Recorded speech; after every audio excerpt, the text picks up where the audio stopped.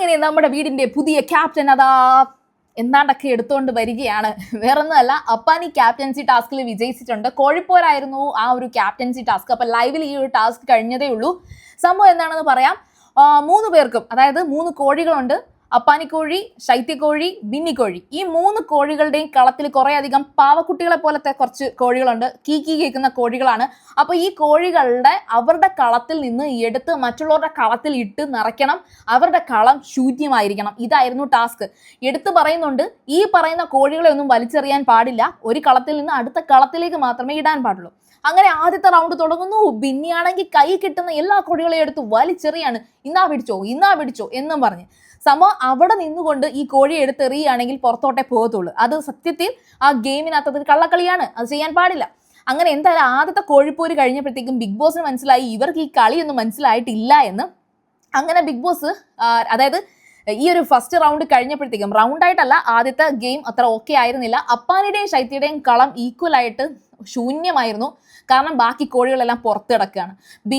ബിന്നിക്കോഴിയുടെ കളത്തിനകത്ത് കുറേ പാവകളുണ്ടായിരുന്നു, അതായത് കുറേ കോഴികളുണ്ടായിരുന്നു. അത് കാരണം ബിഗ് ബോസ് പറഞ്ഞു, ഈ റൗണ്ട് ഒന്നും കൂടി നടത്താം, നിങ്ങൾ ആരും ജയിച്ചില്ലല്ലോ, അതുകൊണ്ട് ഒന്നും കൂടി നടത്താം. അങ്ങനെ ബിന്നിക്കോഴി രണ്ടാമത്തെ റൗണ്ട് വന്നപ്പോഴത്തേക്കും എല്ലാ കോഴികളെയും കൂടെ ചേർത്ത് പിടിച്ച് കുറച്ച് കോഴി അപ്പാനിക്ക്, കുറച്ച് കോഴി ശൈത്യക്ക്. തിരിച്ചു വരുമ്പോഴത്തേക്ക് ബിന്നിക്കോഴിയുടെ കളം നിറയും.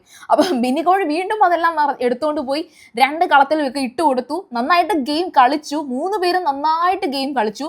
പക്ഷേ ഇതൊരു കസേര കളി പോലെയാണ്. അതായത് ഒരു പാട്ടൊക്കെ കേൾക്കുമ്പോൾ നമ്മളിങ്ങനെ കസേരയ്ക്ക് വേണ്ടിയിട്ട് ഇങ്ങനെ ഓടി ഒരു ഭാഗ്യം പോലെ പാട്ട് നിൽക്കുമ്പോൾ ആ കസേര ആ സമയത്ത് നമ്മുടെ കയ്യിലുണ്ടോ, നമ്മൾ ജയിച്ചു.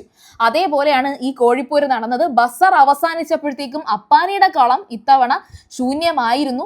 അങ്ങനെ അപ്പാനി ജയിച്ചു, ശൈത്യയും ബിന്നിയും തോറ്റു. ശരിക്കും പറഞ്ഞാൽ ആദ്യത്തെ റൗണ്ടിൽ ശൈത്യ നന്നായിട്ട് 2 റൗണ്ടിലും നന്നായിട്ട് പെർഫോം ചെയ്തു. ഞാനും കരുതി ശൈത്യ ആയിരിക്കും ജയിക്കാൻ പോകുന്നതെന്ന്.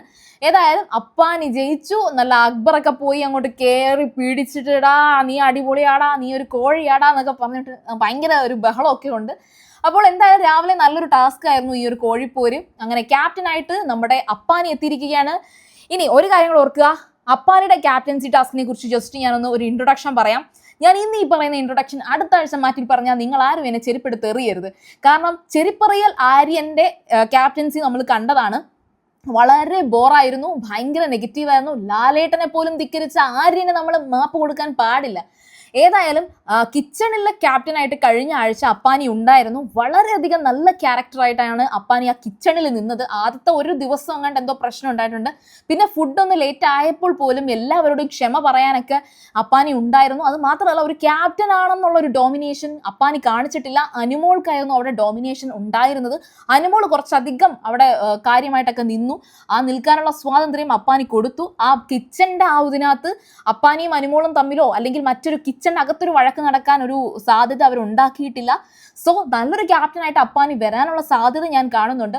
അപ്പാനിക്ക് ഈ ആഴ്ച കിട്ടിയിരിക്കുന്നത് സത്യത്തിൽ നല്ലൊരു അവസരമാണ്. എല്ലാവരെ കൊണ്ടും നല്ലത് പറയിപ്പിക്കാനും അതുപോലെ തന്നെ എന്തെങ്കിലുമൊക്കെ സെൽഫായിട്ടൊരു കോണ്ടന്റ് ക്രിയേറ്റ് ചെയ്യാനും അപ്പാനിക്ക് ഒരു ചാൻസ് ഉണ്ട്. നമുക്ക് നോക്കാം അപ്പാനി അടുത്ത ആഴ്ച എന്താകും എന്നുള്ളത്. അപ്പോൾ നിങ്ങൾ ആദ്യമായിട്ടാണ് സീരിയൽ ഗ്രാൻഡ്മ കാണുന്നതെങ്കിൽ ഉറപ്പായിട്ടും ചാനൽ ഒന്ന് സബ്സ്ക്രൈബ് ചെയ്തേക്കുക. വീഡിയോ ഇഷ്ടപ്പെട്ടാൽ ലൈക്ക് ചെയ്യുക, കമന്റ് ചെയ്യുക, ഷെയർ ചെയ്യുക. അപ്പോൾ ഞാൻ പോയി ബൈ.